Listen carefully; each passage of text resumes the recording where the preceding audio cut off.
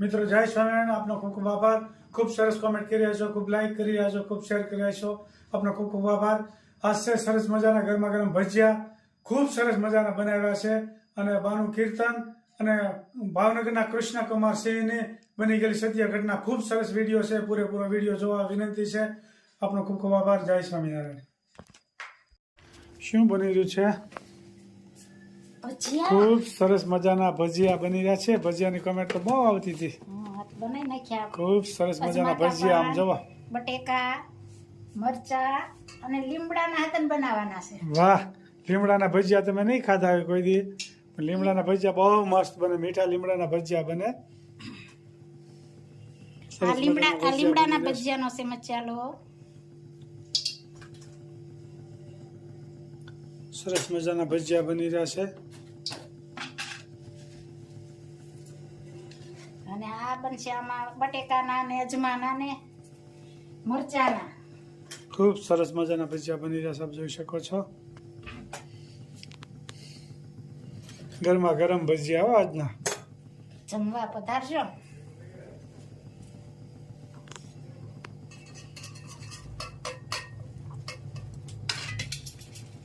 ખૂબ સરસ મજાના ભજીયાનો લોટ ડોવાઈ રહ્યો છે, એમ જ કહેવાય ને? ભજીયાનો લોટ, ચણાનો લોટ, ચણાનો। અજમાના પાનની રેસીપી આવી હતી, ભજીયા બનાવજો એમ। હા, બેનો દરરોજ નવું નવું રેસીપી મોકલે છે એટલે સારું છે, જમવામાં સારું રહેશે ઘણું। બેનો આપનો ખૂબ ખૂબ આભાર। ખૂબ જમવામાં હમણાં સારું રહેશે, તમારી રેસીપી અમારા જમવા માટે ખરું કામ કરી રહી છે।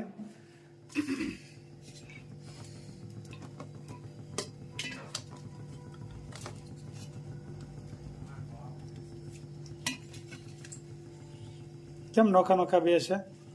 આમાં સોડા નહીં નાખવાના, લીમડાના હોય ને, લીમડાના ભજીયા, મીઠા લીમડાના ભજીયા બને છે, એમાં સોડા નહીં નાખવાના। 3 જાતના છે, 2 જાતના ભજીયા? અજમા, બટેટા, મરચા ને લીમડો, 4 જાતના। 4 જાતના ભજીયા બની રહ્યા છે, આપ જોઈ શકો છો। 3 જણાને ખાવું ને 4 જાતના ભજીયા। 3 જણા જમવા વાળા છે, 4 આઈટમ છે ભજીયાની, આપ જોઈ શકો છો। ખૂબ સરસ બની રહ્યા છે। લીમડાના કરવી ને એમાં જરીક ચટણી વધારે નાખવાની, બરાબર છે, અને એમાં સોડા નહીં નાખવાના, એટલે કડકડિયા બને। ખૂબ સરસ મજાના ભજીયા બની રહ્યા છે, ગરમા ગરમ। અને આમાં સોડા નાખવાના થોડાક, બટેકા વાળામાં।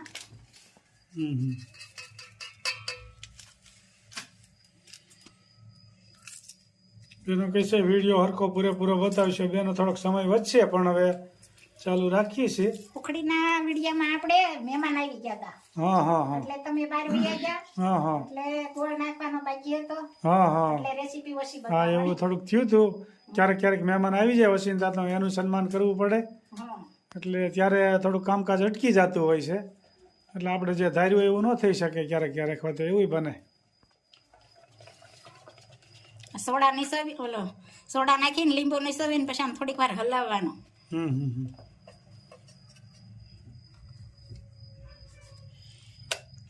બધી જાતના બની રહ્યા છે, જોઈ શકો છો।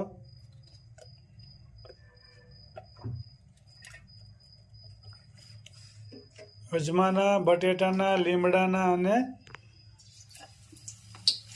મરચાના 4 જાતની આઈટમ બની રહી છે, આપ જોઈ શકો છો। ફર્સ્ટ ક્લાસ નંબર 1 ભજીયા। વહેલા જમવા માટે પધારો।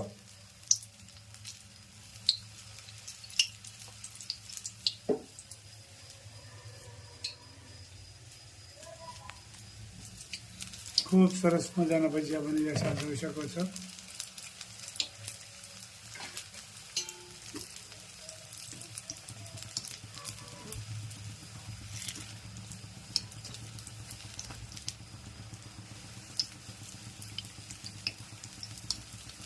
ગરમા ગરમ ભજીયા માટે પધારો વહેલા।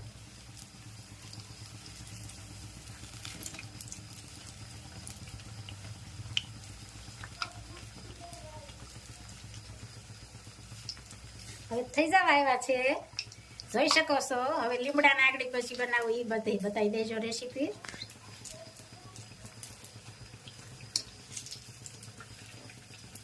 સેજ કડકડિયા ખાવા હોય ને તો જરીક લાલ થવા દેવાના, કડકડિયા સારા કાચા નો હાલે. એટલે કડકડિયા ખાવા હોય ને તો લાલ થવા દેવાના જોઈ શકો થોડા. છો.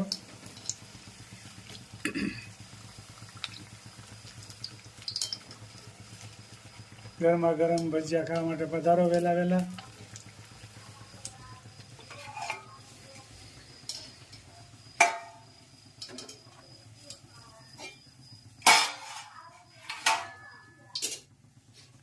હવે આ બતાવી દઉં લીમડાના. લીમડાના જોઈ શકો છો, મીઠા લીમડાના ભજીયા થાય ફર્સ્ટ ક્લાસ. મીઠો લીમડો.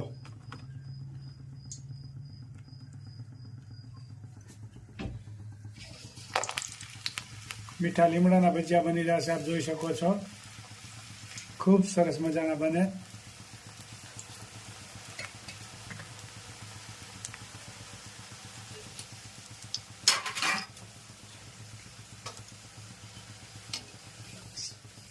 આ લીમડાના ભજીયા છે, આપ જોઈ શકો છો. તીરખી તીરખી તીરખી ના બને, કુણી તીરખી હોય ને એ લેવાની.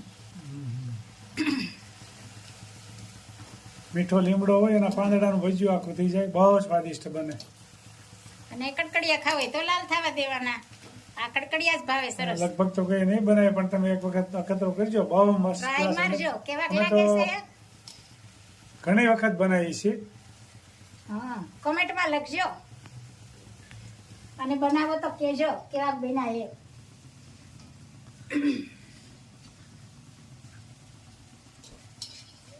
Bye bye. ખૂબ સરસ બની રહ્યા છે.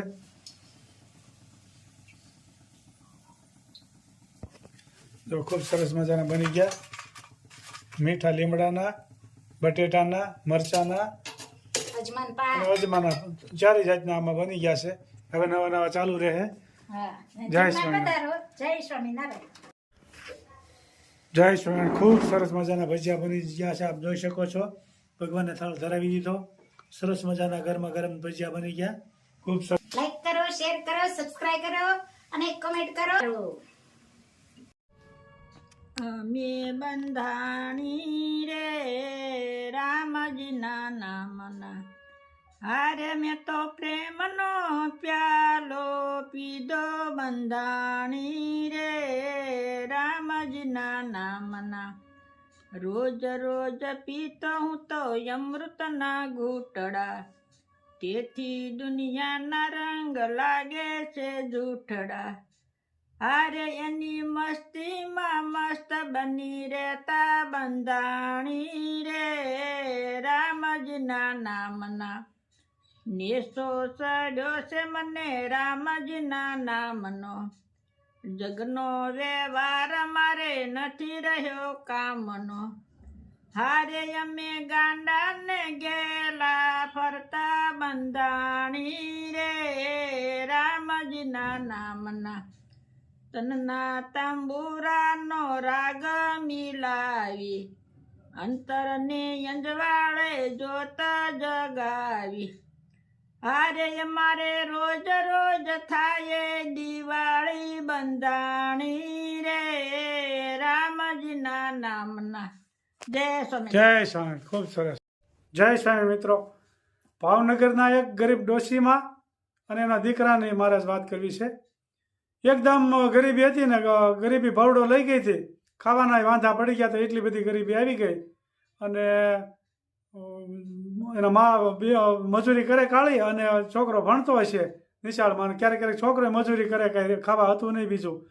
પછી ધીમે ધીમે કરતાં એના બા બીમાર પડી ગયા. એટલે એટલા બધા બીમાર પડી ગયા કે 500-1000 રૂપિયા જેવું હશે એ દવાખાનામાં બધું વહી ગયું. પછી પૈસા તો કાંઈ હતા નહીં. અને એટલી બધી ગરીબી ભવડો લઈ ગયા કે ખાવાના વાંધા પડી ગયા. છોકરો ભણવાનું બંધ કરી દીધું. અને છોકરો ક્યારેક એનો ટાઈમ મળે ને થોડોક સારો હોય ને 4-5 કલાક કોઈકની અહીંયા મજૂરી કરી આવે અને ખાવાનું લેતો આવે. 4-5 કલાક ક્યાંક મજૂરી કરી આવે ને ખાવાનું લેતો આવે. એવી રીતનું જિંદગી જીવતા હતા. અને પછી એક વખત બહુ બીમાર પડ્યા ને માડી, એટલે પછી કહે કે બેટા તું ક્યાંક હવે ખાવાનું લાવ. એ કે માડી હું ક્યાં લાવવું. પછી આડોશી પાડોશી ક્યારેક ક્યારેક દઈ જતા ખાવાનું, પણ ક્યારેક ક્યારેક ન લાવ્યો હોય ત્યારે શું કરવું. એટલે ક્યારેક તો ઉપવાસ કરવાનો વારો આવતો. એટલી બધી ગરીબી ભવડો લઈ ગઈ હતી. પછી કે માં એક આપણા શેઠે ખેતરમાં બવડી એક હારી છે, ત્યાંથી હું બોર લઈ આવું.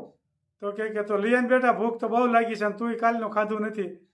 તો એ બોર જોઈ ગયો અને બોર બહુ સારા હતા અને ભાવનગરના કૃષ્ણકુમારસિંહ ઊંડો કેળો હશે અને હાલ્યા આવતા હશે બરોબર. અને એ બોર બહુ સારા હતા એટલે અંબાઈ એમ નહોતા બહુ હાથ ઊંચા કર્યા પણ અંબાણા નહીં. પછી અહીંયા પથરો પડ્યો હશે, ત્યાં પથરો પડ્યો ને આમાં ઘા કર્યો ને એટલે બોર તો બહુ ખર્યા, ઢગલો થઈ ગયો નીચે. પાકલ બોર હતા નાના ચણિયા બોર, ઢગલો થઈ ગયો ને એ પથરો સીધો બોરડીમાંથી ગળકીને ભાવનગરના કૃષ્ણકુમારસિંહના કપાળમાં વાગ્યો પથરો અને લોહીની ધાર થઈ. અને ત્યાં બધા ઓલા એના જે માણસો હતા ને એ કે કોને પથરો માર્યો, પકડી લ્યો. તો એ ઓલો તો બિચારો બોર વીણતો, એને ખબર નહોતી આની અંદર હાલ્યા આવે છે રાજા, એ કાંઈ ખબર નહોતી. એ બોર વીણતો હતો ને એના માણસો આવીને એને ઝડપી લીધો. એ કે તે ભાવનગરના કૃષ્ણકુમારસિંહ નીકળતા એની માતા એને તે કપાળમાં તે પથરો માર્યો. એટલે એ તો બિચારો પગે લાગવા મળ્યો કે મને ખબર નહોતી અહીં રાજા આવતા છે, રાજા આવતા તો હું થોડા પથરાનો ઘા કરું. એ કે એવું કાંઈ નથી મારે તારું સાંભળવું, એમ કરીને લઈ જાઓ એને ઝડપી લીધો. અને ભાવનગરના કૃષ્ણકુમારસિંહના કપાળમાંથી લોહીની ધાર થઈ એટલે એ તો સીધા ભાવનગર પાછા વૈયા ગયા અને એને સીધો પાટો બાંધ્યો ને એવું બધું કર્યું.